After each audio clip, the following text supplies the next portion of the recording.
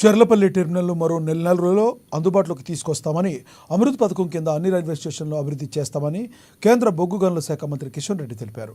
Cherlapally terminal నిర్మాణ పనులను పరిశీలించారు ఆయన. ఈ సందర్భంగా నిర్మాణ పనులను వేగవంతం చేయాలని అధికారులకు సూచించారు.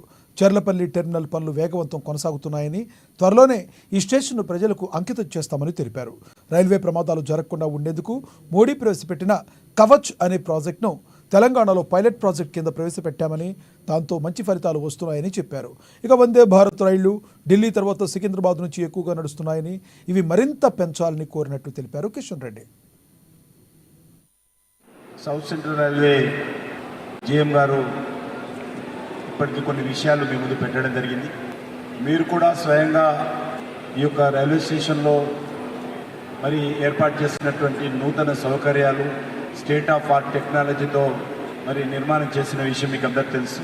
కేంద్ర ప్రభుత్వము తెలంగాణ రాష్ట్రంలోని మౌలిక వసతుల అభివృద్ధి పైన ప్రత్యేకమైనటువంటి దృష్టి కేంద్రీకరించడం జరిగింది. అందులో జాతీయ రహదారులు కావచ్చు, లేక విశ్వవిద్యాలయాలు కావచ్చు, అత్యంత వేగవంతంగా రైల్వేల అభివృద్ధి కావచ్చు. స్వాతంత్రం వచ్చినప్పటి నుంచి తెలంగాణకు రైల్వేల విషయంలో చాలా అన్యాయం జరిగింది. ప్రధానంగా కాజపేట, వరంగల్, సికింద్రాబాద్, హైదరాబాద్ తప్ప వాస్తవంగా మిగతా మనకు రైల్వేలు పైన ప్రయాణం చేసే అలవాటు కూడా లేని కారణంగా. కాబట్టి ఈరోజు కేంద్ర ప్రభుత్వము అనేకమైనటువంటి రైల్వే ప్రాజెక్టులు చాలా వేగవంతంగా అభివృద్ధి చేస్తూ ఉన్నాం.